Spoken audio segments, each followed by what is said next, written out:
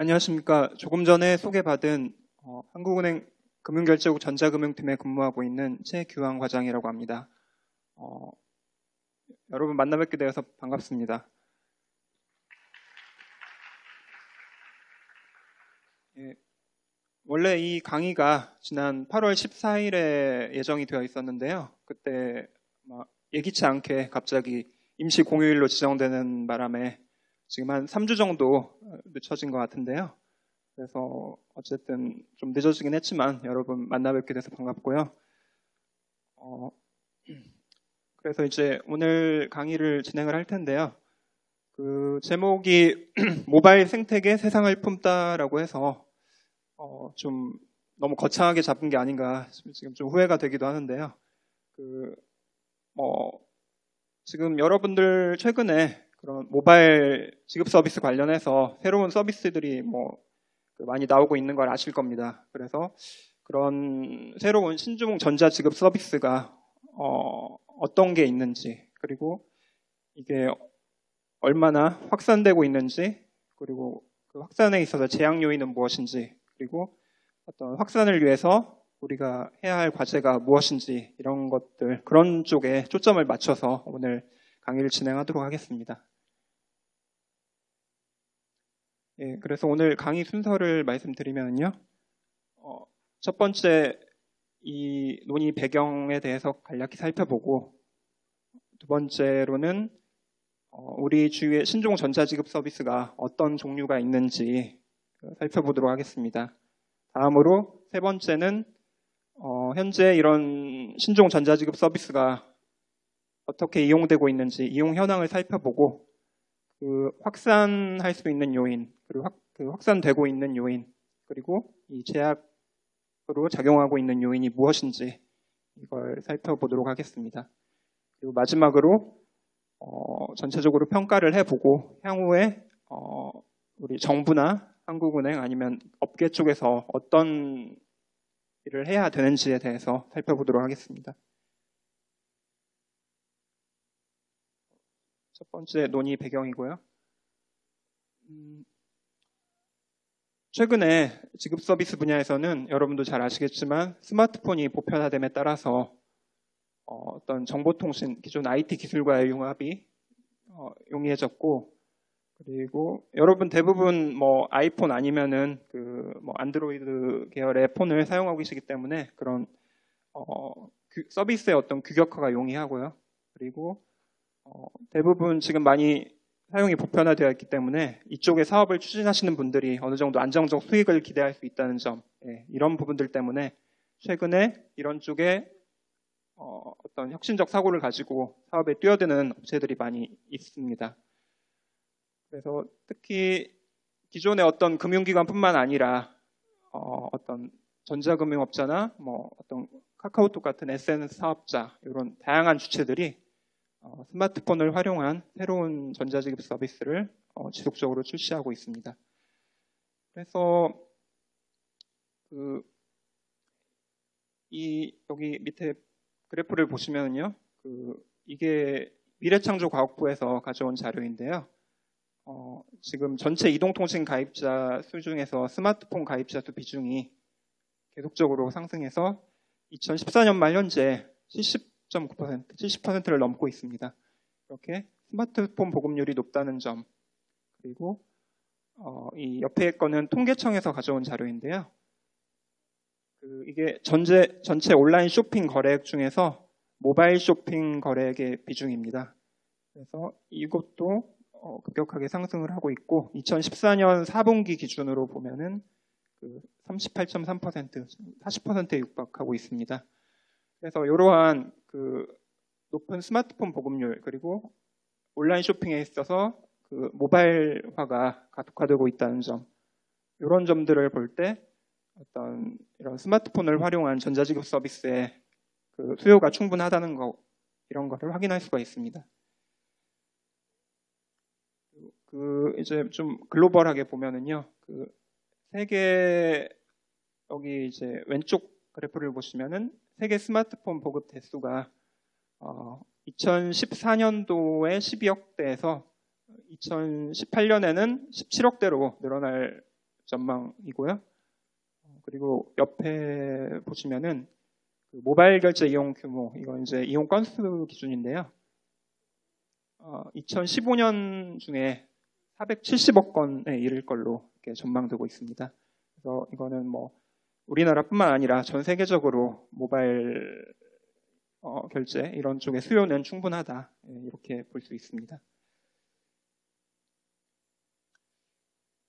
그래서 이러한 새로운 전자지급 서비스의 보급은 그 소비자들의 지급수단 이용 패턴 변동, 그리고 어떤 지급서비스 시장 참가자 확대, 이런 변화를 초래할 것으로 보이고요.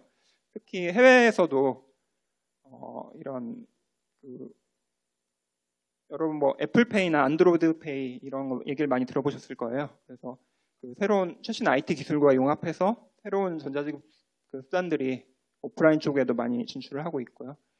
하지만 이런 오프라인 쪽에서 서비스가 증대된다는 것은 그만큼 과거에는 없던 새로운 정보 유출이나 보안 사고 이런 게 증가할 가능성도 높다는 거, 이런 걸 예상할 수가 있습니다. 그래서 이 이하에서는 국내에서 이용되고 있는 그 스마트폰에 기반한 신종 전자지급 서비스의 확산 재앙 요인을 살펴보고 향후 변화 방향 그리고 과제를 도출을 하는 걸로 하겠습니다. 그래서 여기 보시면 여기 이제 갑자기 허니버터칩이 나왔나 해가지고 당황스러워하실 수도 있는데요. 여러분 뭐 작년에 허니버터칩이 나와가지고 굉장히 히트를 쳤잖아요. 그래서 이 허니버터칩이 히트를 친 이유는 기존에 없었던 어떤 새로움을 보여줬다는 점, 그런 것 때문에 많이 히트를 쳤고, 그래서 뭐 오늘 소개해드릴 것들도 어떤 뭐 허니버터칩 정도는 아니지만 어떤 기존에 없던 새로운 형태의 전자지급 서비스다, 그런 의미로 상징적으로 한번 넣어봤습니다. 그래서 이제 신종 전자지급 서비스는 뭐 사람에 따라 분류는 다양하게 할 수 있겠지만 저희는 이제 총 5가지로 분류를 하고 있습니다. 그래서 크게 스마트폰 뱅킹, SNS 기반 전자지급 서비스, 그리고 모바일 카드, 전자지갑, 직불 전자지급 수단, 이렇게 구분을 할 수가 있고요. 그래서 이걸 이제 좌측 그림을 보시면은요, 이 기능에 따라서 크게 어떤 자금이체 기능을 하는 것과 대금 지급 기능을 하는 걸 이렇게 크게 2가지로 구분해 볼 수 있습니다. 그래서 뭐 스마트폰 뱅킹 같은 경우는 당연히 어떤 자금이체 용도로만 쓰일 거고요. 그리고 어떤 모바일 카드나 전자지갑, 직불 전자지급 수단 이런 건 주로 대금 지급 수단으로 사용이 되고요.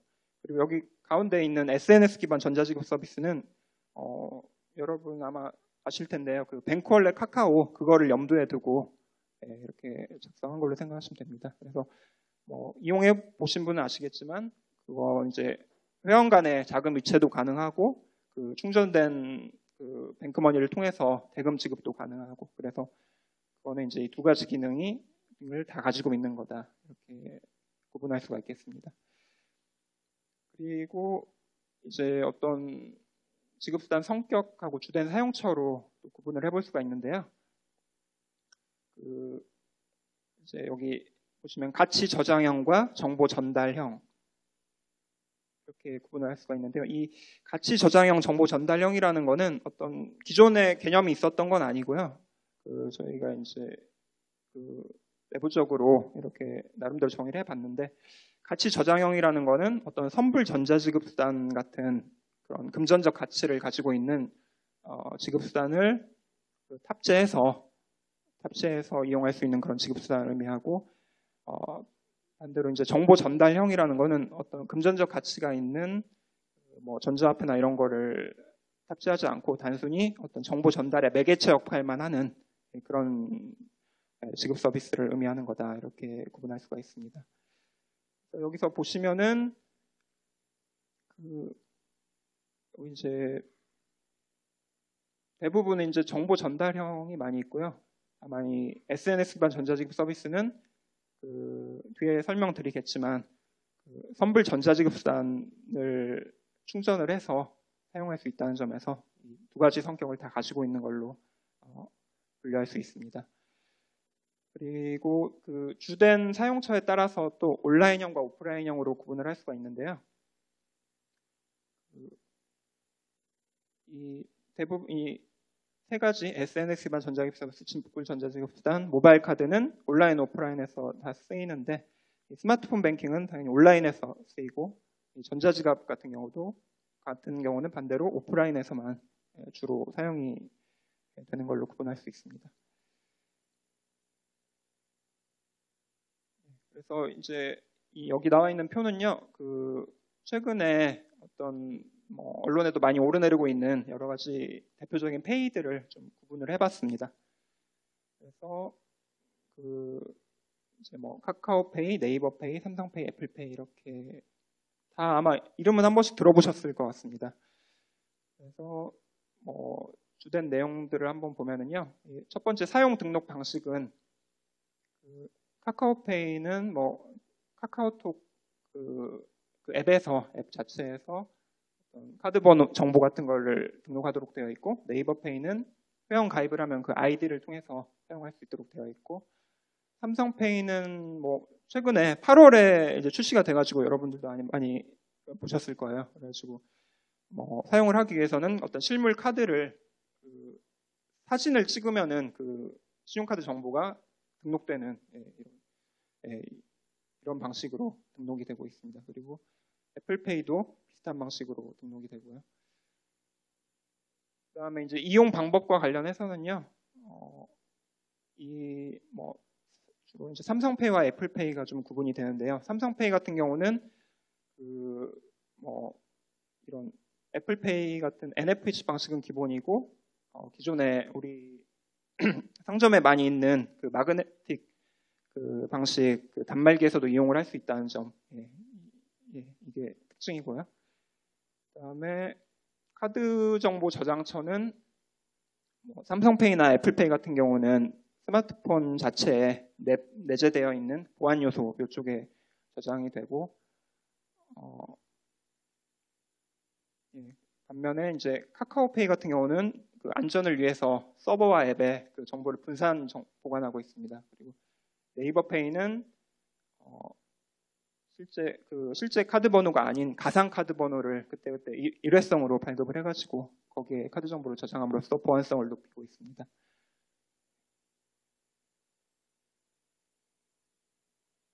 그래서 이제 각 그 개별 서비스별로 이용 현황과 확산 제약 요인을 살펴보도록 하겠습니다.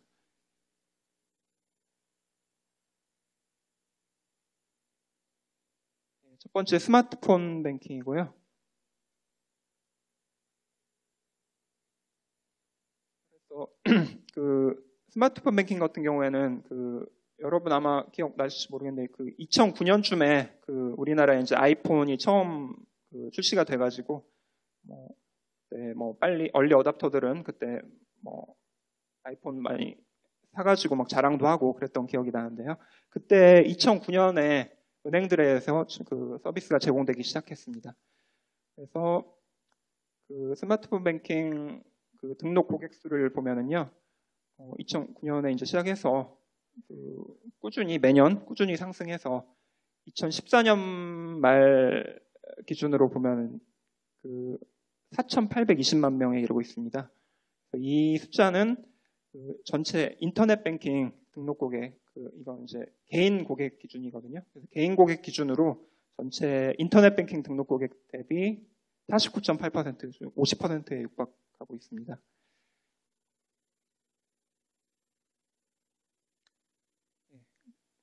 다음으로 이제 이용 규모를 보면은요, 건수 기준으로는 2014년 말에 보면은 일평균 3,099만 건을 기록하고 있고, 금액 기준으로 보면은 2014년 말 기준으로 1조 7,976원을 기록하고 있습니다.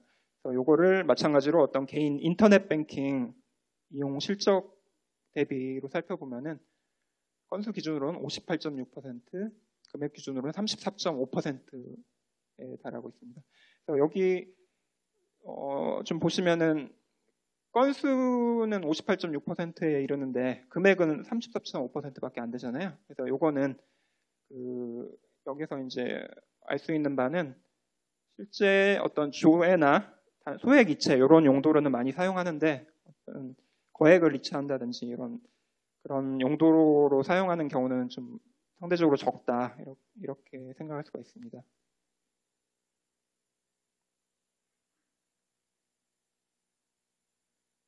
그래서 이런 그 스마트폰 뱅킹이 좀 최근에 이용자가 많이 늘어나고 있는데 이렇게 확산될 수 있었던 요인은 무엇인지 이거를 살펴보면요. 뭐 앞에도 살펴봤지만 스마트폰 보급률이 70%를 넘을 정도로 우리에게 많이 보편화되면서 아무래도 이제 접근성이 높아졌다는 점. 그리고 여러분 뭐 PC 인터넷 뱅킹을 사용하기 위해서는 기본적으로 PC를 이제 파워 켜가지고 공인인증서도 이용해야 되고 그런 여러 가지 복잡한 절차가 필요하지 않습니까?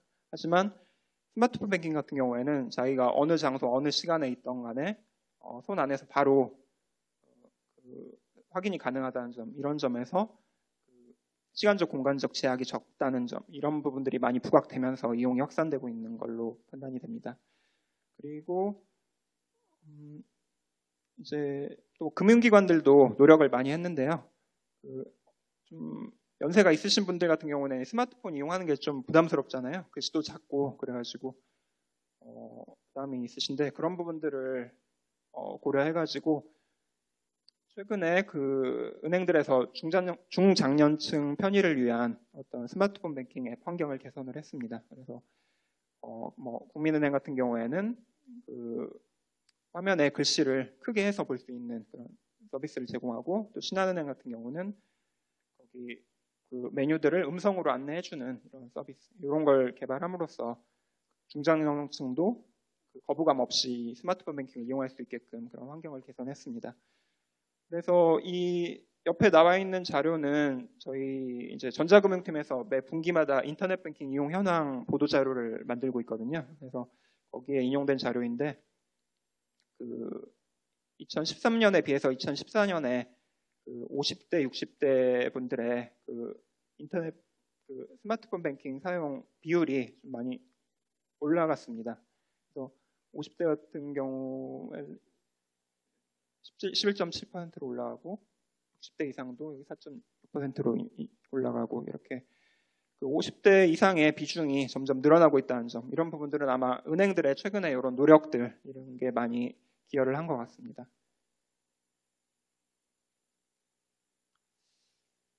그래서 이런 확산 요인이 있음에도 불구하고 아직까지도 어떤 스마트폰 뱅킹이 충분하게 활용되는데 어떤 제약사항이 있는지 무엇이 있는지 그걸 살펴보면요. 기존의 전자금융 감독 규정에 보면은 매체 분리 의무라는 게 있었습니다. 그래서 매체 분리 의무라는 거는 어떤 전자금융 서비스를 이용하는 매체와 보안을 위한 매체 이걸 서로 분리해야 된다는 그런 의무인데요. 그래서 이런 규정 때문에 어떤 소비자가 자금 이체를 하기 위해서는 스마트폰만으로는 부족하고 별도로 OTP 같은 아니면 OTP나 보안카드 같은 이런 매체를 별도로 휴대해야 되는 그런 불편함이 있었습니다. 그래서 이제 앞에서도 보셨지만 실제 스마트폰 뱅킹 이용 금액에 비해서 이용 건수에 비해서 이용 금액이 좀 많이 적었잖아요. 그런 부분들은 이런 규정상의 제약 이런 게 많이 작용을 한 걸로 판단이 됩니다. 이 밑에 나와 있는 것도 비슷한 건데요. 이거는 이제 전체 인터넷 뱅킹 중에 스마트폰 뱅킹, 모바일 뱅킹의 비중. 그러니까 여기서 이 숫자가 앞에하고 좀 다르잖아요. 이거는 앞에서는 개인의 이용 금액 기준이었고 여기에서는 어떤 개인과 법인 전체를 합한 전체 금액 기준으로 봐서 좀 숫자가 다른 겁니다. 근데 물론 여기서도 이용 건수는 50%에 육박하는데 이용 금액은 아직 10%도 미치지 못하는 걸 확인할 수 있습니다. 그래서 이제 이러한 확산 요인과 제약 요인을 고려해 볼 때 스마트폰 뱅킹이 향후에 어떤 식으로 전개될 것인지 이를 보면은요. 이제 스마트폰 뱅킹은 어쨌든 전체적으로 이용 실적이 늘어나고 있는 건 분명하지만 좀 전에 보았던 것과 같이 그 규제가 존재하기 때문에 그 단순 조회가 아닌 자금 이체 이런 부분에 있어서는 제약이 많이 있고 그래서 그 지금까지 아직까지는 조회 서비스 위주로만 그 기존의 PC 기반 인터넷 뱅킹을 대체하고 있는 걸로 보입니다. 하지만 뭐 관심 있으신 분들은 언론 통해서 보셨겠지만 올해 2월 3일에 그 앞에 말씀드렸던 매체 분리 규정이 삭제됐습니다. 그래서 이거는 이제 최근에 어떤 핀테크 활성화 이런 거에 대한 정부의 관심 때문에 이 조치가 취해진 걸로 보이고요. 그래서 이 매체 분리 규정이 삭제됐기 때문에 앞으로는 어떤 자금 이체 부분에 있어서도 스마트폰 뱅킹이 좀 더 활성화될 수 있을 거다 이렇게 예상이 됩니다.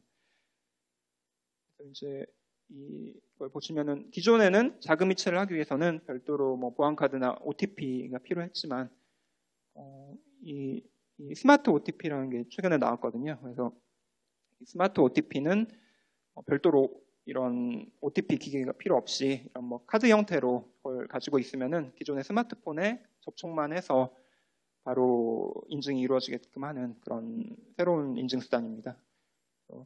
이러한 스마트 OTP 이런 게 도입이 되면은 이제 자금이체 부분에 있어서도 편의성이 증진되면서 기존의 PC 기반 인터넷 뱅킹을 충분히 대체할 수 있을 걸로 생각이 듭니다. 참고로 이 스마트 OTP 말고 현재 논의되고 있는 게 그 스마트 보안 카드라는 게 있습니다. 그래서 그 같은 경우에는 그 매번 그 자금이체 시마다 일회성으로 보안 카드를 스마트폰에 발급을 해줘가지고 그때는 지금보다 좀 더 편의성이 높아지겠죠. 하지만 이건 아직 실용화는 되지 않고 지금 논의 중입니다. 다음으로 여러분이 좀 친숙하신 뱅크월렛 카카오가 나왔는데요. 그래서 SNS 기반 전자기 지급 서비스를 살펴보도록 하겠습니다.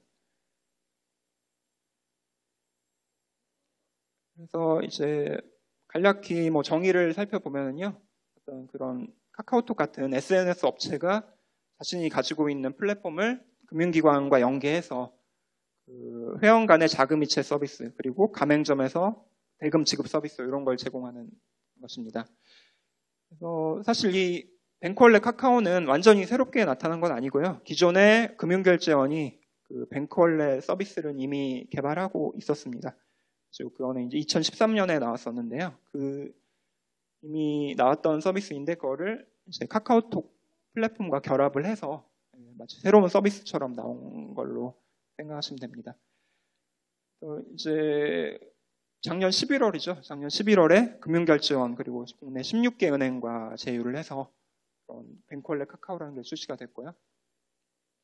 그래서 이제 어떤 이용자 수를 살펴봤을 때 출시 후 2달 정도 되는 시점까지는 뭐 다운로드가 150만 건을 넘을 정도로 그래서 그때 굉장히 사람들이 관심이 많았잖아요. 뭔가 새로운 게 나왔다 싶어가지고 그 카카오톡 입장에서도 홍보를 굉장히 많이 했고 그래서 다운로드 횟수는 많이 늘어났지만 하지만 실제 저희가 파악한 어떤 자금이체 실적을 볼 때는 출시 후 1달, 2달의 경과 시점에 각각 이용 실적이 자금이체 실적이 일평균 3,000건, 10,000건 다운로드 횟수에 비하면 상당히 턱없이 낮은 숫자이잖아요. 그래서 이렇게 실제 당초에 기대했던 것보다는 그 이용이 많이 활성화되지 못하고 있다. 이렇게 볼 수 있습니다. 그래서 뭐 대부분 아시겠지만 혹시라도 뱅크월렛 카카오를 난 처음 들어본다 그런 분들이 계실까봐 간단히 말씀드리면요.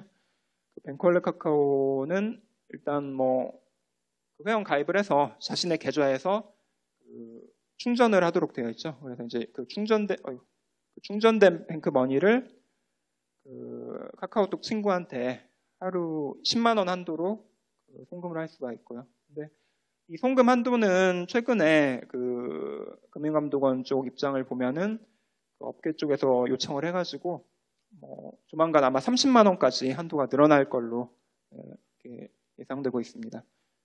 그리고 이제 충전 금액도 기존에는 50만 원 한도였는데요. 이것도 한도를 200만 원으로 늘리겠다. 이게 아마 예정되어 있습니다. 그래서 아마 앞에 말씀드렸지만 이용이 생각보다 부진하다는 점, 이런 부분들을 고려해서 어떤 이용 한도나 충전 한도를 늘리겠다, 이런 의도인 것 같습니다. 그리고 그다음에 이제 그 충전된 뱅크머니를 가지고 그 온라인 오프라인에서 그 가맹점에서 사용을 할 수가 있죠. 그래서 온라인에서는 그 어플에 이제 비밀번호 입력을 통해서 지급을 하고, 오프라인에서는 그 비밀번호를 입력한 다음에 정해진 단말기에 터치하는 형식으로 결제가 가능합니다. 그래서 이런 그 뱅컬레 카카오 같은 그 SNS 기반 전자지급 서비스가 어떤 확산될 수 있는 요인, 이것이 무엇인가, 이거를 한번 보면은요. 일단 여기 밑에 왼쪽 그래프 보시면 그 카카오톡 가입자 수가 나와 있잖아요. 그래서 이미 2013년도에 1억 명을 돌파했고, 작년 말 기준으로는 1억 7천만 명에 육박하고 있기 때문에, 이런 어떤 이 뱅컬레 카카오 같은 경우도 어떤 가입자 수가 굉장히 방대하다는 점, 이런 부분 때문에 앞으로 어떤 이용자가 확산될 가능성은 충분하다는 걸 알 수 있죠. 뭐 아직까지는 기대에 못 미치긴 하지만, 그 소액 송금을 할 때 굳이 뭐 인터넷 뱅킹, 모바일 뱅킹 이용해서 여러 가지 복잡한 절차를 거치지 않고도 어떤 비밀번호만 입력해서 간단하게 송금이 가능하다는 거에 대해서 이런 이용자들 간의 뭐 사용 경험을 공유하고 또 추천을 한다든지 이런 부분들이 작용을 한다면은 확산될 여지는 충분한 거죠. 그리고 이제 아무래도 이런 새로운 서비스가 나오면 제일 불안한 게 그거잖아요. 이게 과연 안전한 것인가, 그런 부분들에 대한 우려가 있는데, 뱅컬레 카카오 같은 경우에는 이제 그런 부분들을 많이 고려해서 이런 주요 금융 정보를 암호화하고 또 어떤 스미싱 방지를 위한 인증 마크를 부여하고 이런 부분들 보안에 신경을 많이 썼기 때문에 사용자들이 안심하고 이용할 수 있다. 이런 부분들은 충분히 확산 요인으로 작용할 수 있다고 생각이 됩니다. 다음으로 이제 제약 요인으로 작용하는 건 무엇인가, 이거를 보겠는데요. 아마 여러분 뱅컬레 카카오 써보신 분들은 다 아시겠지만, 이게 좀 자금이체 하는 게 생각보다는 좀 번거롭잖아요.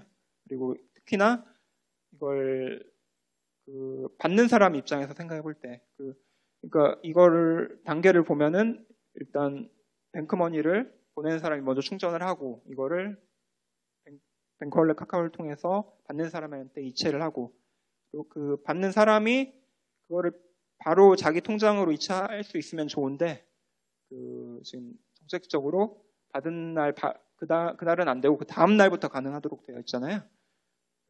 이런 부분들이 아무래도 이용자 입장에서는 뭐 기존의 모바일 뱅킹 이런 거에 비해서 불편하다, 이렇게 충분히 그렇게 느낄 수 있다고 생각이 들고요. 근데 왜 이렇게 이렇게 될 수밖에 없는 이유는, 만약에 회원들 간에 바로 이체하자마자 바로 자금을 인출할 수 있게끔 하는 그런 서비스가 가능하게 하려면은 전자금융 감독 규정상에 전자자금 이체업자로 등록을 해야 됩니다. 근데 전자자금 이체업자로 등록을 하는데 몇 가지 제약사항들이 있거든요. 그래서 이 전자자금 이체업에 대해서 전자금융거래법에서 뭐 정의를 두고 있는데, 그 규정을 한번 뭐 기회 되면 읽어보시면 좋겠는데요. 실제로 이게 과연 어떤 식으로 이행이 되는지 그 부분에 대해서 좀 명확하지 않게 규정이 되어 있습니다. 그리고 지금 전자금융업자 중에서 전자자금 이체업자로 등록을 한 기존의 전자금융업자는 전혀 없거든요. 그래서 이번에 다음 카카오 같은 경우도 전자자금 이체업 쪽을 등록하는 방법을 모색을 해봤지만, 기존에 이런 사업을 하고 있는데도 없고 또 규정도 굉장히 모호하기 때문에 그런 불분명한 부분들 때문에 아마 그쪽은 접고 기존의 은행의 뱅크월렛 그 서비스와 제휴를 해서 진출하는 걸로 결정한 걸로 알고 있습니다. 그리고 이 전자자금 이체업 같은 경우는 사실 또 등록하는 데 있어서 금전상의 제약도 있습니다. 이 전자자금 이체업으로 등록하기 위해서는 그 최소 자본금이 30억 원이 필요한데요. 이거는 그 다른 전자금융업에 비해서 상대적으로 높은 수준이잖아요. 그래가지고 이런 부분들에 있어서도 어떤 새로운 사업자들의 진출을 많이 제약하는 면으로 작용하고 있다 이렇게 볼 수 있습니다. 그래서 이런 SNS 기반 전자지급 서비스의 향후 전망을 보면은요, 여러분 뭐 사용해 보신 분은 아시겠지만 이걸 사용하기 위해서는 뭐 처음에 뭐 회원 가입도 해야 되고 여러 가지 뭐 개인 인증 절차도 거쳐야 되고 여러 가지로 복잡한 절차들이 있잖아요. 그리고 그다음에 이 가맹점도 어떤 뭐 경쟁 다른 업체들에 비해서 많이 확보하지 못하고 있는 걸로 알고 있습니다. 이런 부분들이 어떤 이제 앞으로 해소해야 할 과제이긴 하지만 아까 학산 요인에서 보였듯이 그 가입자가 충분하기 때문에 이런 어떤 그 수요에 맞는 그런 조치만 충분히 취해진다면은 이런 부분들에 있어 확산은 충분히 가능하다 이렇게 볼 수 있습니다. 그리고 올해 1월에 금융위원회에 의해서 IT 금융융합 지원 방안이 나왔거든요. 그래가지고 이런 그 정부도 그 전자금융업 이런 부분들에 제약 요인이 많이 존재하고 있다는 것을 인식하고 그런 부분에 대해서 제도적인 개선을 많이 추구하고 있습니다. 그래서 그 전자금융업 진입 요건, 그러니까 아까 보셨지만 최소 자본금이 상당히 높은 수준이잖아요. 그래서 그 자본금에 대한 그 업체들의 부담을 좀 낮춰주기 위해서 이거를 중장기적으로 50% 수준 이상으로 크게 완화하겠다 이런 계획을 발표한 게 있고요. 그리고 그 자본금 수준이 높기 때문에 근데 사실 업체들에 따라서는 하는 업무들이 다 다르고 어떤 이용 규모 서비스 제공 규모가 상대적으로 다른 업체에 비해서 적을 수도 있기 때문에 그런 소규모 업체들을 위한 새로운 전자금융업 등록 단위를 만들어야 된다 이런 부분들에 대한 인식도 있거든요. 그래서 뭐 아까 뭐 여기 이 방안에서 직접 언급되진 않았지만 어떤 전자자금 이체업 같은 경우에도 그런 서비스 제공 규모 이런 걸 고려해서 30억 원보다는 좀 낮은 수준으로 그 기준을 정해서 진입하는데 장벽을 좀 더 완화할 수 있는 그런 여지가 있습니다. 그리고 지금 그 전자자금 이체업 같은 경우에 규정이 약간 모호하다고 말씀드렸잖아요. 그런 부분들이 과거에 전자금융업 쪽을 너무 세분화해서 총 7가지로 세분화가 되어 있는데요. 세분화하는 과정에서 사실은 성격이 비슷한 것들도 있고 그런데 굳이 7개로 나눔으로써 그 규정이 명확하지 못한 부분들이 있기 때문에 오히려 단순하게 7개까지 나눌 거 없이 어떤 선불 전자지급수단 발행업과 기타 전자지급수단 발행업 이런 식으로 단순화한다든지 이렇게 함으로써 진입하려고 하는 업자 입장에서는 어떤 모호함을 제거할 수 있다 이런 부분들이 있기 때문에 그래서 그런 부분들에 있어서도 이 방안 쪽에 어떤 대안이 제시되고 있습니다. 그래서 이런 부분들이 실행이 된다고 하면은 기존의 그런 부분들의 제약 때문에 진입을 망설였던 업체들도 뭔가 적극적으로 사업을 추진해서 뛰어들 수 있기 때문에 그래서 이런 뱅크월렛 카카오 말고라도 다양한 SNS 기반한 그 전자지급 서비스가 활성화될 가능성이 충분하다고 생각이 듭니다.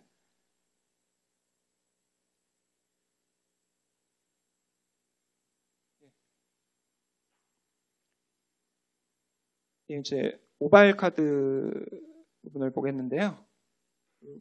모바일 카드는 요새 아마 많이 광고에도 많이 나오고 뭐 최근에 어떤 정부의 대책도 나와가지고 이런 부분들은 좀 관심이 많으실 것 같은데요. 모바일 카드를 뭐 정의를 보면은요, 실제 실물 플라스틱 카드를 소지하지 않고도 자신의 어떤 스마트폰을 활용해서 카드 서비스를 이용하는 것을 의미합니다. 그래서 이제 모바일 카드 크게 2가지로 구분이 되는데요.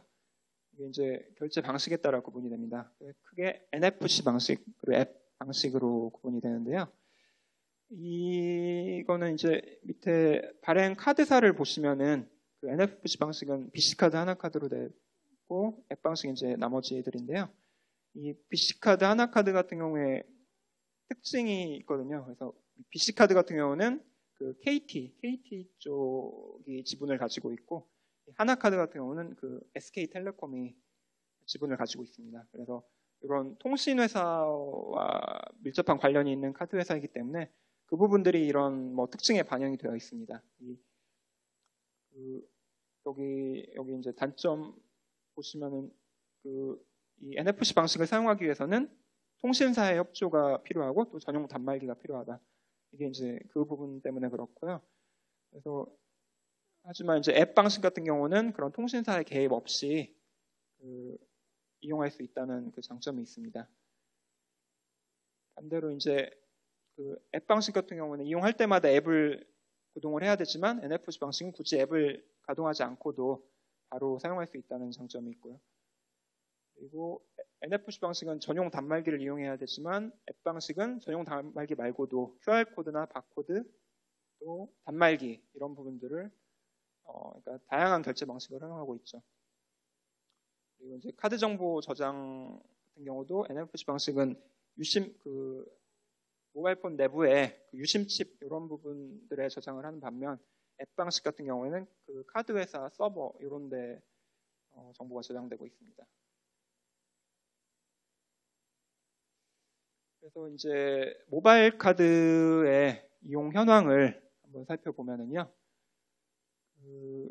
모바일 카드 아까 그 방식 중에 앱 방식이 있었잖아요. 그런 앱 카드가 출시된 게 2013년이거든요. 그래서 2013년 그때를 기점으로 해서 이제 뭐 발급 장수나 이용 실적이 크게 늘어난 걸 볼 수 있습니다. 그 2014년 말 기준으로 볼 때 1,588만 장에 이르고 있는데요. 이건 이제 2013년 전년도에 비해서 무려 3.5배나 증가를 했고 이용 실적 같은 경우도 191조 1억 원. 그래서 전년도에 비해서 7.3배나 증가했습니다. 그래서 이런 모바일 카드가 우리 생활에서 굉장히 많이 사용되고 있는 걸로 보이는데, 근데 사실 이게 온라인, 오프라인 중에 어디에서 많이 사용되느냐 이거를 살펴보면은 작년도에 저희 한국은행에서 국내 10개 카드사를 대상으로 해서 조사를 해봤는데요. 1월에서 10월 중에 모바일 카드를 실제 어디에서 많이 사용하고 있는지 조사를 해봤을 때 대부분 95.4%가 온라인 가맹점, 그러니까 온라인 쇼핑을 하는 과정에서 사용을 하고 있는 걸로 나타나고 있습니다. 그래서 아직까지 오프라인에서는 그렇게 많이 활용되고 있지 못하다는 거죠. 그래서 이런 모바일 카드가 최근 들어서 사용이 많이 늘어나고 있는데 어떤 요인이 작용해서 이렇게 많이 확산되고 있는 거냐 그거를 보면은 통계청 자료를 보면은요 모바일 쇼핑 규모가 2013년 대비 2014년에 125.8% 증가한 걸로 나옵니다. 그래서 뭐 14조 8,086억 원에 이르는 걸로 나오는데요. 그래서 우리 온라인 쇼핑을 함에 있어서 모바일 쇼핑을 많이 사용하고 있는데 이제 저희 한국은행에서 작년에 어떤 소비자들의 지급수단 이용 행태를 조사한 결과가 있거든요. 그래서 이제 모바일 쇼핑을 할 때 주로 많이 사용하는 지급수단이 무엇이냐 이거를 물어보았을 때 이런 신용카드를 이용한다 이런 비율이 거의 상당히 압도적으로 나왔거든요. 그래서 이걸 볼 때 모바일 쇼핑을 할 때 신용카드를 많이 사용한다는 거고 신용카드를 많이 사용한다는 거는 결국 어쨌든 모바일 카드도 상대적으로 사용이 많이 될 수 있다는 그런 어떤 결론을 도출할 수 있잖아요. 그래서 이런 소비자들이 모바일 쇼핑할 때 신용카드를 많이 사용하기 때문에 그 과정에서는 어떤 모바일 카드 이용도 당연히 동반해서 상승할 것이다. 그리고 이제 우리 주위에 어떤 모바일 카드를 이용하시는 분들 보면은 나는 뭐 실물 카드도 당연히 가지고 있지만 내가 혹시나 뭐 지갑을 놓고 뭐 외출을 한다든지 이런 경우를 대비해서 그런 경우에 대비해서 모바일 카드를 저기 스마트폰에 저장해 놓는다 이런 분들도 상당히 있는 걸로 알고 있거든요. 그래서 그런 오프라인에서의 결제 편의를 위해서 보충적으로 스마트폰에 모바일 카드를 등록하는 분들이 많이 늘어나고 있다. 예, 이런 두 가지 요인이 작용하고 있는 것 같습니다. 그런 반면에 이런 모바일 카드가 많이 활용되고 있긴 하지만 뭐 아직까지는 여기 이제 보시면은 모바일 카드 발급 장수가 전체 지급카드 발급 장수의 6.5%, 이용 금액은 전체 1.1% 정도, 이 정도밖에 안 되거든요. 2014년 기준으로 볼 때. 그래서 아직까지는 전체 어떤 신용카드 이용에 있어서 차지하는 비중이 그렇게 높지 않다. 이런 걸 확인할 수 있는데요. 이렇게 되는 이유는 무엇인가?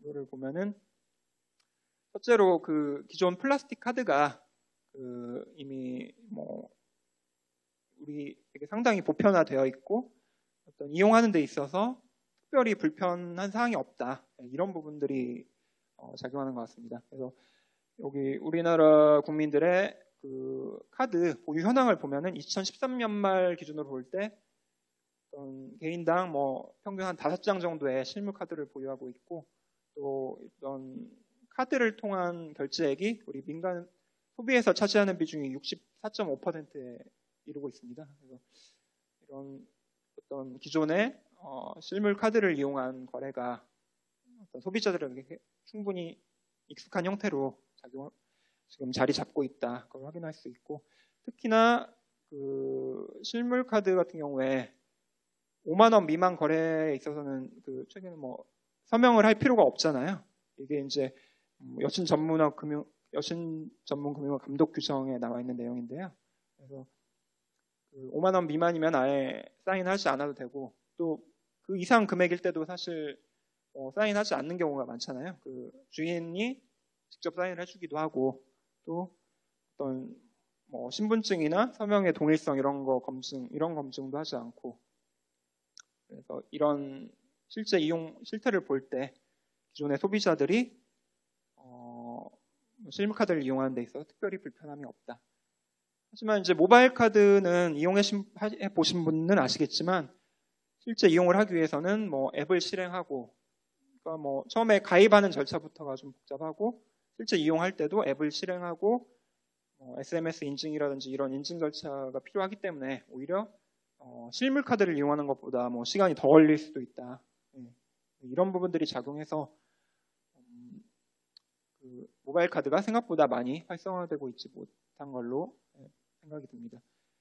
그리고 두 번째로 이제 감독 당국의 가이드라인 부분이 있는데요.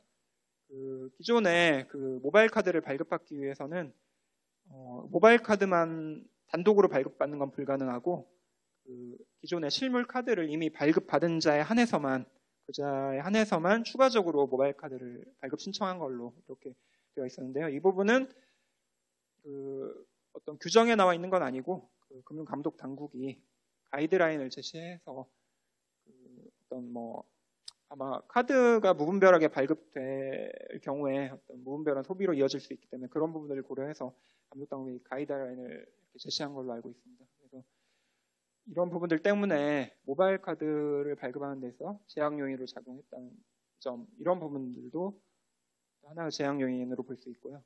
그리고 마지막으로 여기 맨 아랫줄에 보시면은요, 모바일 카드 결제를 위해서 NFC 단말기가 필요한데 이 NFC 단말기가 설치된 가맹점 수가 전체 신용카드 유효 가맹점 수 대비해서 1.5% 정도밖에 안 됩니다.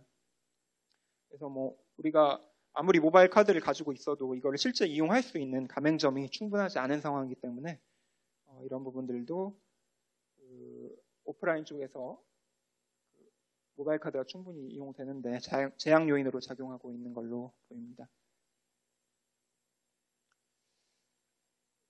그래서 이제 이런 요인들이 있긴 하지만 향후 모바일 카드가 어떻게 전개될 것인지 이런 부분들을 생각을 해보면요.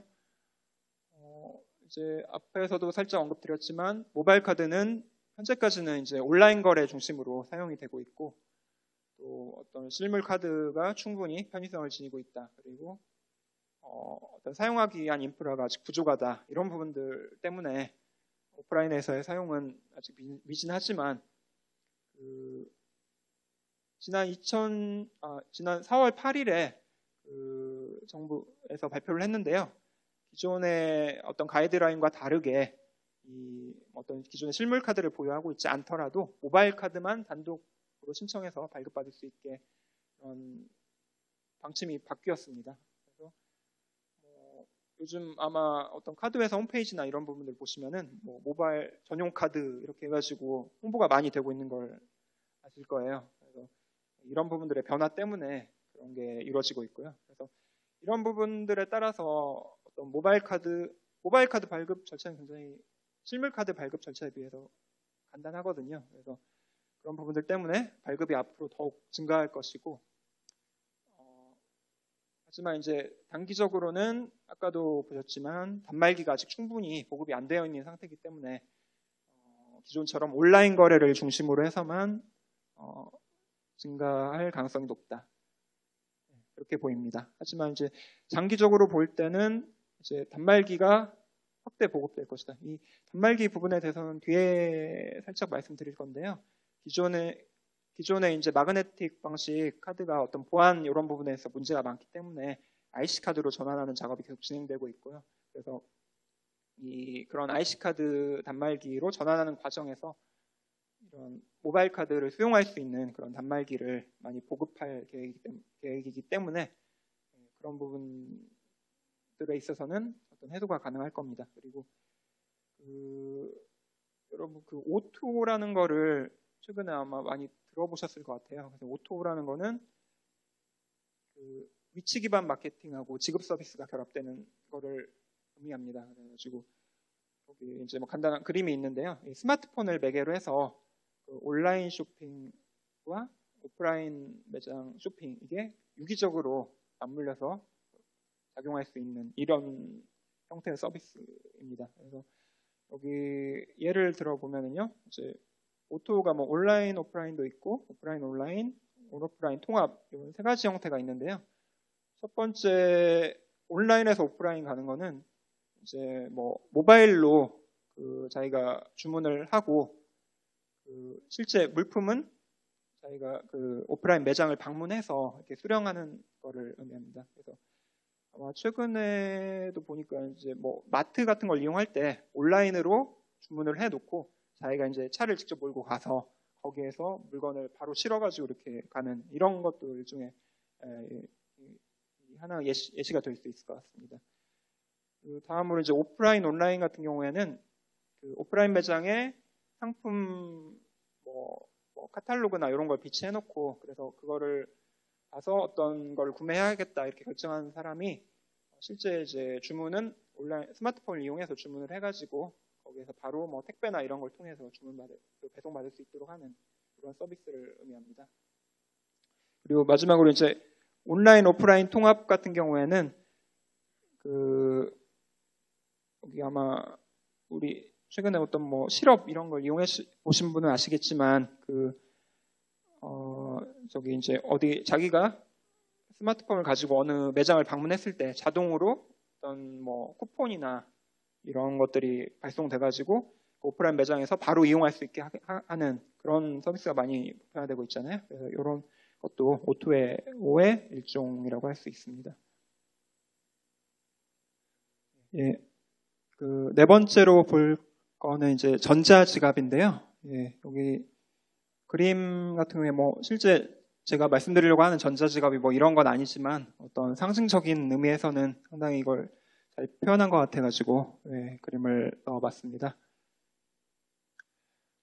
예, 전자지갑 같은 경우에는 여러분들이 꽤 많이 사용하고 계실 것 같아요. 예, 사실 여러분들 어떤 멤버십 카드나 이런 카드를 일일이 지갑에 다 넣고 다니려면 굉장히 부담스럽잖아요.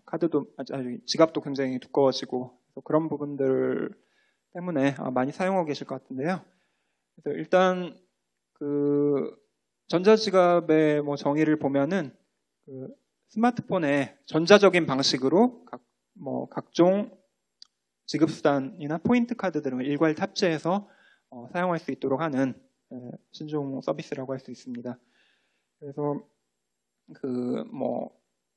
여러 가지 통신회사, 그리고 어떤 백화점 같은 유통업체, 그리고 무슨 삼성전자나 이런 휴대폰 제조사, 이런 곳이 기존의 금융기관과 제휴를 통해서 지급카드나 은행 계좌, 이런 것들을 스마트폰에 탑재함으로써 실제 온오프라인 가맹점에서 사용할 수 있게 하는, 지급 대금 결제 서비스를 이용할 수 있게 하는 거고요. 그리고 다른 한편으로는 어떤 이런 포인트나 쿠폰 제공과 관련해서는 이런 위에서 말씀드린 이 서비스 제공 업체들이 기존의 가맹점하고 제휴를 해서 어떤 포인트나 포인트 적립이나 쿠폰 제공, 이런 부가 서비스를 함께 제공하는 이런 기능을 가지고 있습니다.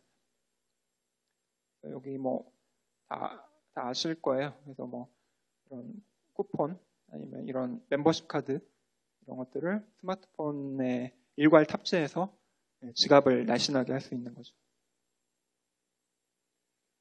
이제 국내에서 주로 사용되고 있는 전자지갑 서비스 현황인데요. 사실 이게 이제 좀 2014년 5월 기준입니다. 그러니까 저희가 확보 가능한 이런 이용자 수 숫자가 이때께 가장 최신 거라서 이걸 인용을 했는데요. 근데 이제 사실 지금 대표적인 서비스로 5개를 언급을 했지만, 실제 지금 많이 활용되고 있는 거는 SK 플래닛의 실업 서비스하고, 그 다음에 LG의 스마트월렛, 이 정도가 많이 사용되고 있습니다. 이 KT 모카 서비스 같은 경우는 원래 이걸 진행을 하다가 이걸 사업을 접고, 최근에 클립이라는 서비스를 새로 만든 걸로 알고 있습니다. 그리고 이제 삼성전자 같은 경우는 삼성 월렛 서비스를 최근에 한 6월까지도 제공을 했었는데, 저번 8월에 삼성페이 이제 서비스를 출시하면서 기존의 삼성 월렛 서비스는 종료한 걸로 알고 있습니다. 그리고 신세계 같은 경우도 최근에 SSG페이라고 해서 어떤 간편 결제 서비스를 새로 내놓으면서 기존의 S월렛 서비스는 아마 거의 같이 통합을 한 걸로 알고 있습니다. 그래서 이제 주로 이제 실업하고 스마트월렛을 보면은요, 이제 실업 같은 경우에 간편 결제 서비스를 담고 있고, 직불 전자지급수단이 이 다음 순서에서 보도록 할 텐데요. 이런 거하고 여러 가지 어쨌든 대금 결제 서비스를 탑재하고 있다. 그리고 포인트 카드, 그리고 어떤 이 O2O 일종이겠죠. 이것도 마케팅 정보 제공, 이런 기능들을 스마트폰 하나로 가능하게 해준다. 이런 특징이 있고요. 그리고 LG 쪽에 스마트 월렛 같은 경우도 간편 결제 서비스 탑재하고 있고, 그다음에 모바일 카드 이용, 선불 전자지갑 수단. 이 선불 전자지급 수단이라는 거는 자기가 계좌에 있는 금액을 가지고 일정한 여기서 제공하는 특정한 형태의 지급 수단으로 미리 충전을 해서 사용하는 겁니다. 교통카드 이용하실 때 많이 이용해 보셨을 거예요. 그리고 여러 포인트 조회 마찬가지로 가능하고, 이거는 특히 어떤 이 스마트폰을 가지고 우리가 어떤 CD ATM기에서 돈을 인출하는 그런 기능까지도 제공하고 있습니다.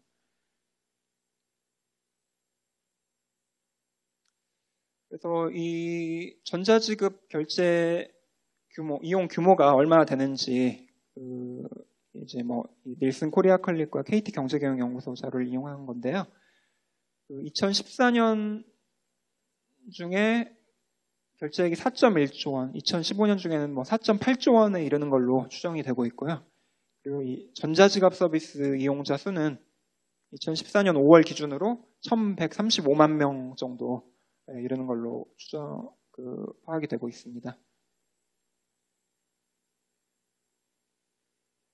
그래서 이런 전자지갑이 많이 확산되고 있는데 그 요인이 무엇이냐 이걸 보면은요, 당연히 이용해 보신 분은 아시겠지만 여러 장의 실물카드 휴대로 인한 불편함을 해소해 준다는 점, 그리고 어떤 아까 오토에서도 잠깐 언급드렸는데요. 위치 기반 맞춤형 서비스를 제공해 준다는 점. 그리고 실제 어떤 결제를 할 때 포인트 카드도 같이 탑재가 되어 있기 때문에 결제 따로 포인트 적립 따로 이렇게 하지 않고 한 번에 이거를 할 수 있다. 이런 간편함들이 소비자에게 어필해서 많이 이용이 확산되고 있는 것 같습니다. 그래서 이 밑에 그림을 보시면은요, 이 스마트 월렛을 이용한 이후에 기존의 어떤 현금이나 신용카드 이용이 어떤 변화가 있었는지 이런 걸 파악을 해본 것 같은데요. 그래서 그 결과 전체 토탈에서 기존의 어떤 현금이나 카드의 이용이 감소했다. 그 응답이 전체 53%에 이르는 걸로 봐서 이런 이용에 따른 편의 이런 부분들이 주요인으로 작용하고 있다. 이렇게 볼 수 있습니다. 또 다른 확산 요인을 보면은요, 여러분도 해외 직구 이런 거 많이 하시는지 모르겠는데요. 최근 들어서 그런 해외 직구가 우리 국내에서 구매하는 것보다 훨씬 가격 경쟁력이 있기 때문에 해외 직구를 이용하는 분들이 급격하게 늘고 있습니다. 그래서 여기 밑에 그림을 보시면은요, 이거 이제 관세청에서 나온 자료인데요. 해외 직구 규모가 쭉 가파르게 상승하고 있어가지고 2014년도에 15억 4,500만 달러 이렇게 이 정도에 이르고 있고, 또 이제 주로 구매하는 그 국가를 조사해봤을 때는 2014년 중에 미국이 74%로 압도적으로 많은 비중을 차지하고 있는 걸로 나옵니다. 그래서 이게 이제 지급 서비스와 어떤 관련이 있는지를 살펴보면은 결국 여기 이제 미국이 74%나 차지하잖아요. 그래서 미국에 아마 여러분도 다 들어보셨겠지만 페이팔 이게 굉장히 많이 활용되고 있잖아요. 그래서 이런 국내 소비자들도 이런 해외 직구를 이용하는 과정에서 이런 페이팔 이런 것들을 경험을 하게 되고, 그게 굉장히 기존에 국내에서 이용해보지 못했던 간편함을 제공해준다. 이런 부분들을 소비자들이 인식하게 되면서 이에 대한 수요가 빠르게 증가하고 있는 걸로 보입니다. 하지만 이런 확산 요인에도 불구하고 이 전자지갑이 확산되는 데 제약 요인도 있는데요. 여러분 최근에 기사를 보니까 그 서울 지하철에서 분실물 중에 가장 많은 게 1위가 가방이고 2위가 어떤 스마트폰 같은 모바일 기기더라고요. 그래서 굉장히 분실이 잦다는 거잖아요. 그래서 만약에 내가 가지고 이 전자지갑에 이런 모든 것들을 담았는데 이거를 만약에 잃어버렸다. 그러면은 결코 공개를 원하지 않는 나의 개인정보, 또 중요한 금융정보 이런 것들이 유출됨으로써 예측하지 못한 피해가 발생할 수 있다. 이런 부분들에 대한 우려가 이런 사용을 꺼리게 되는 요인으로 작용하는 걸로 보입니다. 이 아래 그림은 저희 한국은행에서 지급수단 이용 행태 조사하면서 같이 조사한 내용인데요. 모바일 지급 서비스를 이용하지 않는 분들에 대해서 왜 이용하지 않는지 그 이유를 물어보았습니다. 그래서 이 비율이 높은 것들이 어떤 공인인증서 같은 안전장치에 대한 불신, 그리고 정보 유출 보안 우려 이런 부분들을 비율이 굉장히 높게 나오거든요. 그래서 이런 보안성에 대한 우려 이런 부분들이 소비자들에게 크게 작용하고 있기 때문에 확산의 제약 요인으로 작용하고 있습니다. 근데 이제 이런 점들을 고려해 볼 때 향후 전자지갑이 어떻게 전개될 것인지 이런 부분을 살펴보면은요. 지금 이제 애플페이 또 이제 8월에 나온 삼성페이 그리고 올해 하반기 10월 이때쯤에 나온다고 하는 안드로이드 페이 이렇게 이런 전자지갑 서비스가 새롭게 계속 나오고 있거든요. 그래서 작년에 애플페이가 출시된 이후에 삼성페이도 바로 이제 출시를 하게 되었고, 그래서 이런 어떤 주도권 다툼을 위한 경쟁이 심화되고 또 이용 규모도 굉장히 빠르게 할 걸로 예상이 됩니다. 삼성페이 같은 경우도 뭐 서비스 시작한 지 8일 만에 뭐 카드 등록 그 숫자가 뭐 20만 장에 육박했다 이런 기사도 나오는데요. 그래서 그 이용 규모는 앞으로 더욱 더 늘어날 걸로 예상이 되고요. 그리고 이제 뭐 애플페이 같은 경우에는 뭐 최근에 영국에 진출을 했고 또 조만간 중국에도 진출한다고 하는데요. 근데 이제 아직 우리나라에는 구체적인 진출 계획은 밝히지 않고 있고 다만 뭐 올해 말이나 내년 초쯤에 진출할 가능성도 있다. 이런 뭐 기사도 나오는 걸로 봐서 조만간 진출할 것 같습니다. 그래서 이런 뭐 단기적인 영향력은 제한적일 걸로 보이지만 앞으로 이 뭐 세계 업체들이 본격적으로 서비스를 시작하게 되면은 그 모바일 카드 이용 활성화 이런 것과 맞물려서 전자지갑 서비스는 앞으로 더욱 확산될 걸로 예상이 됩니다. 이거 이제 참고로 그 애플페이 뭐 안드로이드 폰 쓰시는 분은 이 부분에 별로 관심이 없으실 것 같아서 잠깐 언급을 했는데요. 그 애플페이는 뭐 이런 아이폰 등에 탑재된 NFC와 지문 인식 기능을 활용한 모바일 서비스다. 그래서 이걸 사용하기 위해서는 아까 살짝 말씀드렸지만 이제 신용카드 정보를 모바일 기기에 저장하고 그 정보를 가지고 이제 그 가맹점에서 전용 단말기에 터치하는 식으로 쉽게 결제가 이루어집니다.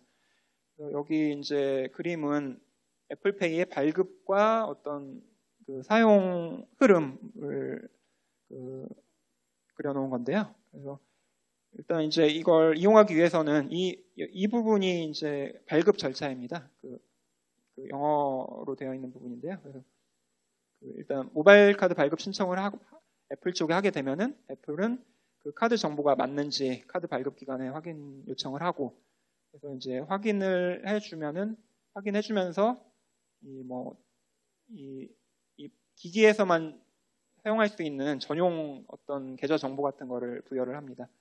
그거를 소비자가 이제 기기에 가지고 있다가 그다음에 이제 여기부터 이제 사용인데요. 실제 이제 사용할 때는 자기 터치 아이디, 그러니까 지문 인식을 해서 가맹점에 이제 터치를 하고 이렇게 해서 그 정보가 쭉 카드 발급 기간까지 흘러가고 그게 이제 확인이 되면은 이런 그 재화 용역 제공까지 이루어지는 이런 절차로 진행이 됩니다.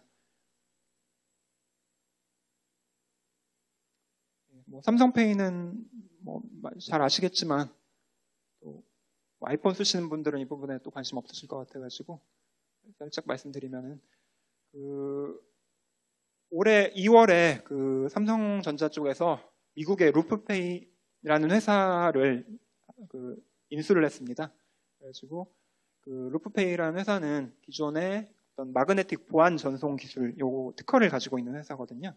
그래가지고 이거는 뭐 많이 보셨겠지만 그 기존의 마그네틱 그 단말기를 이용할 때 그 카드를 긁지 않고도 그 스마트폰을 가까이 대는 것만으로도 결제가 이루어지는 이런 그 기술이거든요. 그래서 이 기술을 가지고 있는 회사를 인수함으로써 그 8월에 삼성페이 서비스를 출시를 했습니다. 그래서 이거는 특징이 그 마그네틱 방식 단말기에서 사용이 가능하다는 점, 그래서 범용성이 굉장히 높다는 거겠죠.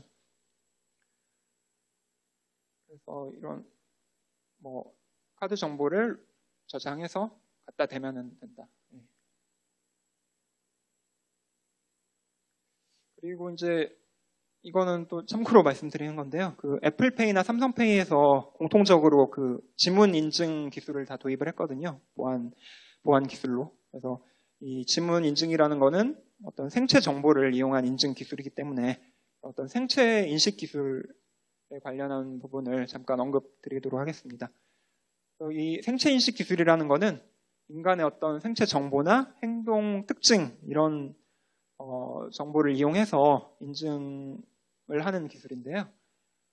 최근에 어떤 뭐 모바일 간편 결제 서비스나 또 인터넷 전문은행, 그 인터넷 전문은행 얘기가 나오면서 그 기존에는 우리가 그 어떤 뭐 계좌를 개설한다든지 이런 걸 할 때 직접 대면을 해야만 했거든요.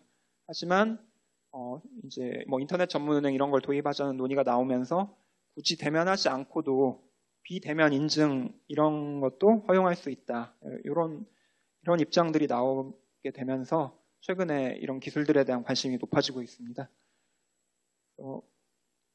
세계 생체 인식 시장 규모를 보면은 쭉 해서 2019년에는 146억 8,400만 달러 이 정도 쭉 시장 규모는 커질 걸로 예상이 되고요. 또 국내 시장 규모도 마찬가지로 성장할 걸로 예상이 됩니다.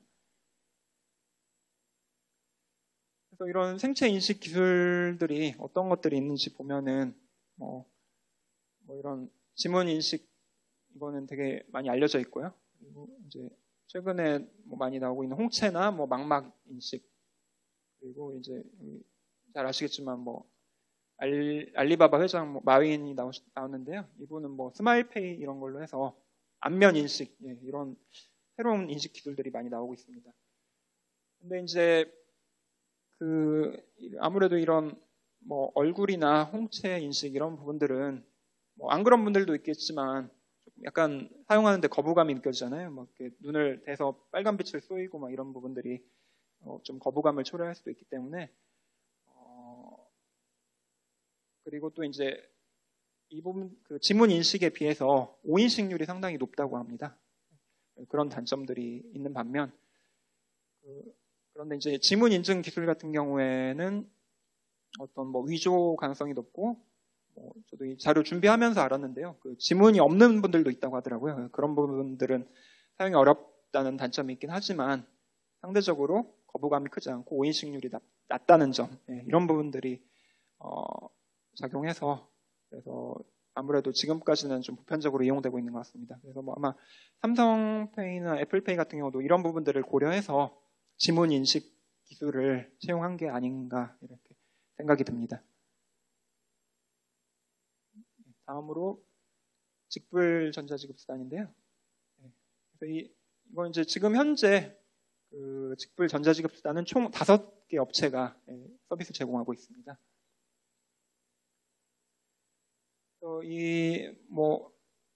이름에서 충분히 아시겠지만 이거는 이제 모노프 가맹점에서 구매를 할 때 구매자의 계좌에서 가맹점 계좌로 대금이 직접 이체 지급된다는 그런 서비스이죠. 그래서 이거는 금융당국에서 어떤 스마트폰을 통한 직불 거래를 활성화해야 된다 이런 의도에 따라서 2013년에 이제부터 본격적으로 나오기 시작했고요.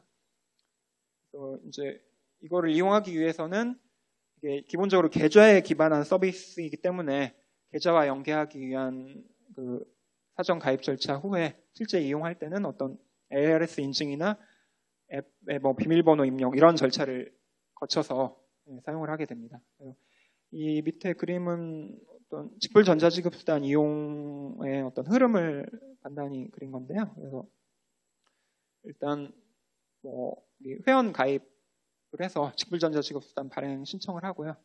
그래서 그 발급에 있어서 이런 인증 절차들이 필요합니다. 그래서 이제 일단 발행을 받고 나서 발행된 다음에 발행해서 물품 구매할 때 직불 전자지급수단을 사용하겠다고 신청을 하면은 사용에 있어서 사용자 인증 요청을 하고 사용자 인증을 해주면은 결제를 위한 바코드를 생성해주고 그래서 그 바코드를 가지고 직불 전자지급수단 이용을 하게 됩니다. 그래서 여기까지가 이루어지게 되면은 이 직불 전자지급수단 발행업자가 이 구매자 금융기관 쪽에 해당 대금 이체 요청을 하고 그러면 이제 그 자금을 이쪽에서 받아가지고 수수료를 떼고 나머지를 이쪽에 이체하게 됩니다. 그래서 사실 엄밀히 얘기하면 이게 구매자로부터 가맹점한테 직접 이체는 아니고 이 직불 전자지급수단 발행업자 계좌를 거치게 되긴 합니다. 이용 현황을 보면은요. 아까 말씀드린 대로 2014년 말 현재 총 5종류가 발행되고 있고 이 발급 장수를 보시면은 2014년 4분기 기준으로 55만 장 정도 쭉 늘고는 있습니다. 2013년부터 발행됐다고 했죠. 그리고 이제 이용 실적을 보면은요, 그 2010작년 4분기에 뭐 건수로 뭐 9만 건, 이용 금액 42억 원 정도. 이렇게 뭐 규모가 다른 지급 서비스에 비해서 이렇게 규모가 크지는 않습니다. 그리고 뭐 심지어 뭐 전년도 동기에 비해서는 오히려 이용이 좀 감소하기도 하고 그렇게 됐는데요. 근데 이제 이 서비스가 확산될 수 있는 요인이 있습니다. 그래서 일단은 뭐 이거는 과거에 있었던 조치이긴 한데 2012년에 정부 쪽에서 그 규정 개정을 통해서 이 발급 절차를 좀 간소화한 적이 있습니다. 그래가지고 종전에는 이렇게 발급받기 위해서는 직접 발급 기관에 대면 신청을 했어야 됐는데요. 이때 규정 개정을 통해서 대면 확인 이외에도 어떤 뭐 공인인증서나 OTP 이런 걸 활용해서도 발급이 가능하도록 규정을 개정했습니다. 그래서 2012년에 이렇게 개정이 되면서 2013년부터 본격적으로 서비스가 이제 나오기 시작한 거죠.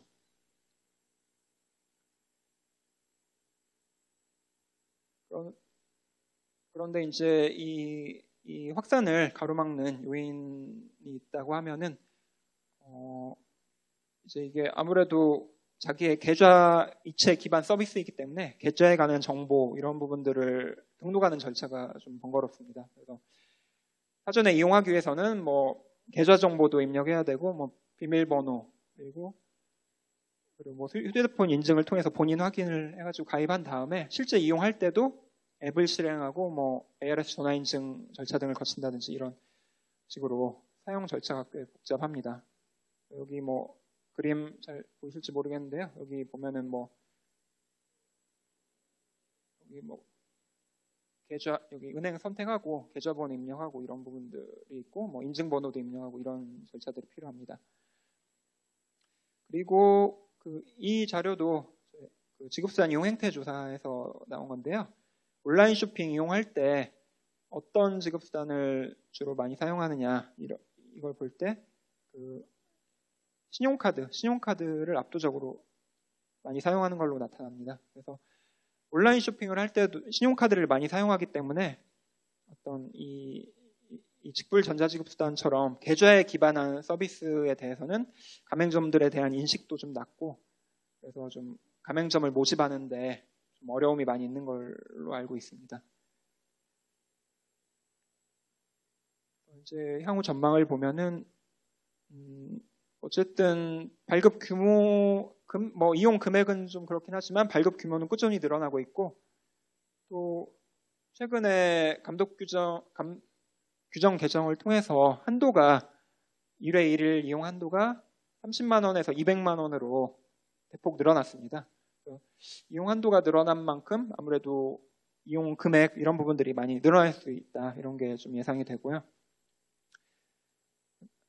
하지만 이제 이것뿐만 아니라 계속 확산이 되기 위해서는 지금 가맹점이 이 대표적인 업체가 옐로페이라는 곳인데 옐로페이라는 곳도 뭐 가맹점 수가 10 몇 개 정도에 그친 걸로 알고 있거든요. 그래서 그쪽에서 어떤 마케팅 활동을 더 열심히 해서 가맹점을 확대하고 이런 뭐 이용할 경우에 포인트를 지급하는 등의 이런 리워드 마케팅 이런 걸 이용해서 이런 걸 얼마나 적극적으로 하느냐에 앞으로 확산이 달려 있다고 생각이 듭니다.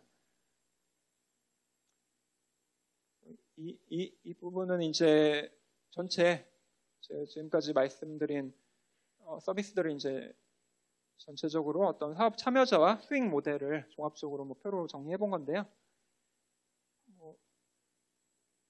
이제 이 모바일 카드나 전자지갑을 이 수익이 어디서 발생하느냐를 볼 때 어떤 이게 많이 활성화되면은 실물 카드의 발급에 들어가는 비용을 좀 절약할 수 있다. 이런 부분들이 있고요. 아무래도 결제가 편리해진 만큼 어떤 가맹점들에서 어떤 소비가 좀 더 활발해질 가능성이 있고 그리고 이제 어떤 휴대폰 제조사 입장에서 보면은 그런 삼성페이나 이런 걸 많이 활용한다고 하면은 지금 그 삼성페이를 모든 휴대폰에서 쓸 수 있는 게 아니잖아요. 최신 휴대폰에서만 쓸 수 있기 때문에 어떤 휴대폰 제조사 입장에서는 휴대폰 판매 수익이 증대될 수 있다. 이런 부분들이 어떤 수익 모델의 내용으로 볼 수가 있습니다.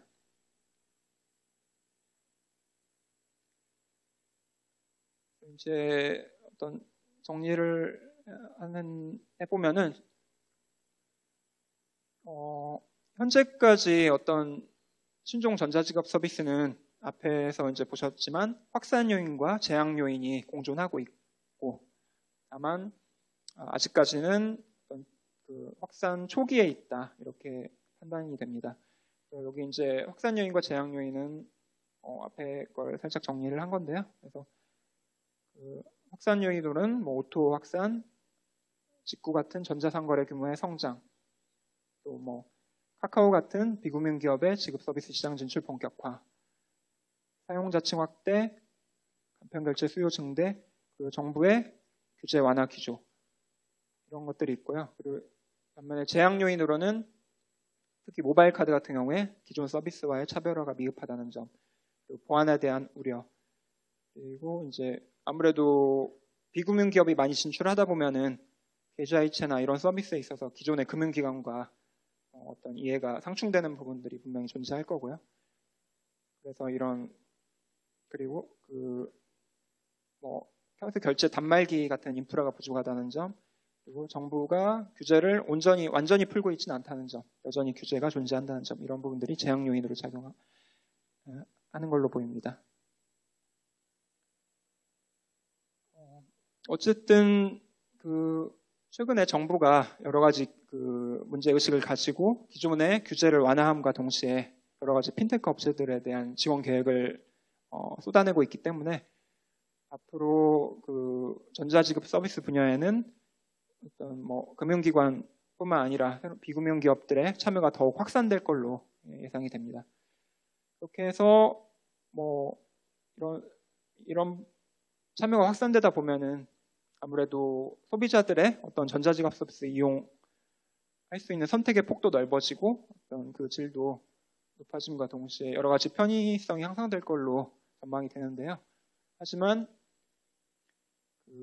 이제 오프라인에서 간편 결제 같은 경우에 오프라인에서도 많이 사용하고, 또 이제 삼성페이 같은 경우도 많이 결국 오프라인 위주로 쓰이는 거잖아요. 그래서 이제 오프라인에서 사용을 하다 보면은 기존의 온라인 환경에서 미처 생각하지 못했던 여러 가지 사고들이 새롭게 발생하고 또 그 영향들이 확대될 수 있다. 이런 게 예상이 됩니다. 아무래도 신종 전자지갑 서비스 같은 경우에는 그 최신의 IT 기술, 복잡한 IT 기술을 접목해서 개발되기 때문에 만약 어떤 보안 사고 이런 게 터졌을 때 그 원인이 무엇인지 이런 걸 규명하는 데만도 상당한 노력과 시간이 들 수가 있거든요. 그래서 그런 부분들에 대한 우려가 커지고 있습니다. 그래서 이제 향후 과제를 크게 정부 그리고 업계 그리고 이제 저희 한국은행 입장에서 어떤 것들이 있는지를 간단하게 보겠습니다. 그래서 이제 정부 입장에서는 물론 지금도 잘 하고 있지만 이제 업체들이 요구하는 그 규제적 환경 완화 이런 걸 좀 더 고민을 해서 보다 창의적이고 다양한 서비스가 개발될 수 있도록 지원하되, 다만 아까 말씀드린 그런 보안상 문제들이 발생할 수 있기 때문에 그 소비자 보호를 위한 대책도 충분히 마련할 필요가 있다고 생각합니다.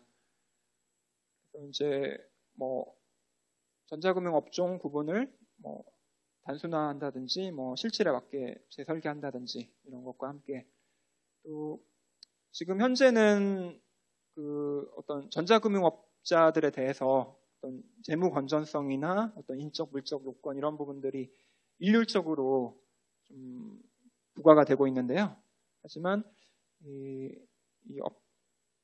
다양한 업자들이 진출할 수 있게 그 문호를 개방하기 위해서는 아무래도 그런 부분들에 대한 규제를 좀 더 합리적으로 바꿀 필요가 있다. 그러니까 그 업자가 제공하는 서비스나 거래 규모에 따라서 그러한 요구사항을 차등화해서 요구한다든지 그런 식의 규제 체계 조정을 통해서 그런 환경을 조성할 필요가 있다고 생각합니다.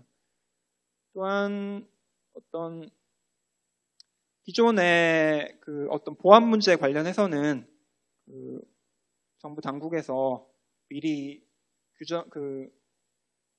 포지티브 방식이라고 하죠. 그러니까 어떤 것만 할 수 있다, 그리고 이것만 해야 된다 이렇게 딱딱 정해주는 그런 열거주의 규제를 해왔기 때문에 아무래도 어떤 창의적인 서비스 개발 이런 게 굉장히 어려웠습니다. 하지만 앞으로는 이걸 포괄주의, 네거티브 규제로 바꿔가지고 몇만 빼고는 다 가능하다. 그런 자율성을 보장하되 사후적으로 사고가 발생했을 때는 책임을 엄격히 묻는 방식, 이런 식으로 규제를 전환하고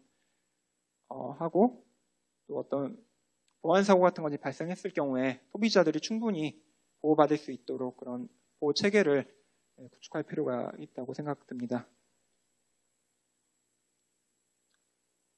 그다음에 이제 업계 쪽에서도요. 업계 쪽에서 이제 정부 쪽에 지원만 손 놓고 기다릴 게 아니고 자발적으로 필요한 노력을 해야 할 텐데요. 그래서 일단은 이제 새로운 서비스를 제공하는 업체들 입장에서는 기존의 소비자들이 익숙한 그런 지급수단 이용 행태, 이거를 바꾸는 게 굉장히 중요하거든요. 그래서 하지만 이 지급수단 이용 행태를 바꾸는 거는 하루아침에 되는 게 아니고 꾸준한 장기간의 노력이 필요합니다. 그래서 이 여러 가지 이런 서비스를 제공하는 업자들이 각자 뛸 게 아니고 서로 연관이 있는 부분들에 있어서는 적극적으로 협업을 해서 소비자는 자기가 새로운 부가가치, 뭔가 이거 새롭다, 쓸만하다 그런 거를 느껴야만 그걸 이용을 하거든요. 그래서 그런 부분을 고려해서 소비자가 만족할 만한 그런 새로운 부가가치를 창출해내는 그런 노력이 필요합니다. 그래서 어떤 장기적으로 그런 지급 패턴 변화를 목표로 하되 단기적으로는 업종 간 연합을 통해서 이 서비스를 이용하는 사람에 한해서만 제한적으로 혜택을 제공하는 이런 방식의 마케팅 활동을 해야 될 것 같습니다. 그래서 이런 예로는 어떤 빅데이터 기술을 가진 업체 이런 데와 제휴를 통해서 소비자에게 어떤 맞춤형 서비스를 제공하는 이런 방법을 생각해 볼 수 있겠습니다. 그리고 이 부분은 아까 제가 살짝 언급드렸던 부분인데요. 작년 여신금융협회 보도자료를 보면은 카드 업계에서 총 1,000억 원 규모의 사회공헌기금을 조성해서 영세가맹점의 기존 마그네틱 단말기를 IC카드 단말기로 교체하는 사업을 진행할 계획을 발표했고요. 그래서 지금 현재 진행 중인 걸로 알고 있습니다. 이런 단말기 교체 사업 기회를 활용해서 아까 말씀드린 모바일 카드의 결제가 가능한 NFC 단말기 이런 걸 보급한다든지 이런 부분에 있어서 업계가 적극적으로 노력을 해야 될 것 같습니다. 그리고 소비자들은 이런 새로운 서비스를 이용하는 데 있어서 가장 우려하는 것이 보안 부분이기 때문에 소비자의 정보를 충분히 보호할 수 있는 그런 기술을 적극적으로 개발하는 노력도 필요할 걸로 보입니다. 이제 저희 한국은행 입장에서는 이제 주된 업무가 어떤 새로운 지급수단 등의 어떤 감시 활동을 강화하고 여기서 발생할 수 있는 리스크에 대한 모니터링, 분석 이런 걸 확대해야 될 것 같습니다. 일단은 새로운 서비스의 안정성 제고를 위한 조사 연구를 계속하고 또 저희 한국은행 저희 금융결제국 전자금융팀이 금융정보화 추진협의회 사무국이거든요. 그래서 또 저희 부총재님이 여기 이제 의장으로 계시고 그러기 때문에 여기에 크게 안전대책위원회와 표준화위원회가 있습니다. 그래서 안전대책위원회를 통해서 금융업계와 함께 새로운 모바일 금융 서비스에 대한 보안사고 관련 안전대책을 마련할 필요가 있겠습니다.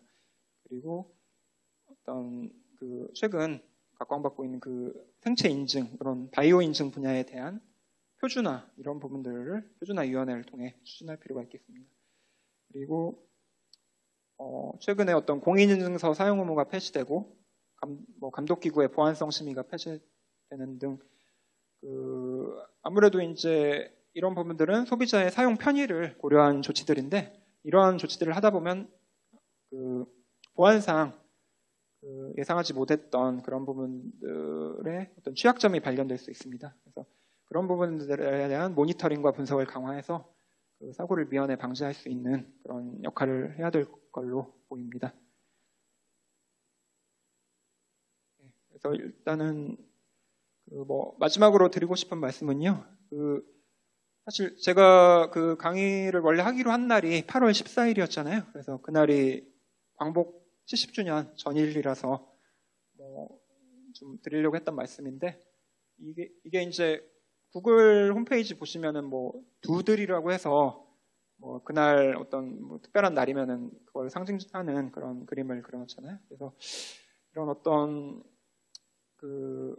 이런 신종 전자지갑 서비스 확산에 관련해서 어차피 확산된다고 하면은 우리 토종의 어떤 우리만의 지급 서비스를 가지고 그게 이제 국내에서도 경쟁력을 확보하고 세계적으로도 경쟁력을 확보함으로써 어떤 새로운 일자리를 창출할 수도 있고 국익에 많이 도움이 될 수 있기 때문에 그런 부분들에 있어서 우리가 할 수 있는 노력이 무엇일까, 그런 걸 생각을 해봤습니다. 그래서 사실 이런 구글이나 페이팔, 알리페이 이런 회사들은 설립된 지 20년, 짧게는 10년, 상당히 오래됐거든요. 그래서 그런 업체들이 지금 최근 국내 시장에 많이 진입하려고 노력을 많이 하고 있는데, 그런 업체들이 진입했을 때 우리 이제 새로 출발하는 업체들이 경쟁을 했을 때 이 경쟁에서 이기기는 쉽지가 않을 거잖아요. 그래서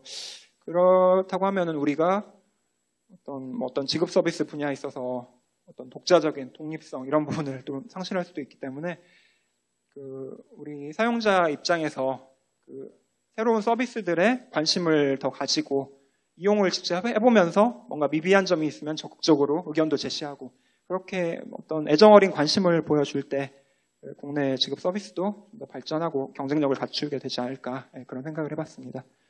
그래서 그리고 이 옆에는 그냥 제가 8월 그때 독립기념관을 방문해서 거기 들어가 보니까 이제 여기 이제 어떤 동상 같은 게 있더라고요. 그래가지고 불굴의 한국인상이라고 해서 그림으로는 좀 작은데 실제 보시면 굉장히 웅장하거든요. 우리도 이제 어떤 불굴의 의지를 가지고 업체들이 최근에 많이 뛰어들고 있기 때문에 여러분들도 좀 관심을 가지고 업체들이 좀 더 성장할 수 있게끔 많이 지원을 해주셨으면 좋겠다, 그런 생각을 해봤습니다. 네, 그럼 이것으로 오늘 강의를 마치도록 하겠습니다. 박수 부탁드릴게요. 감사합니다.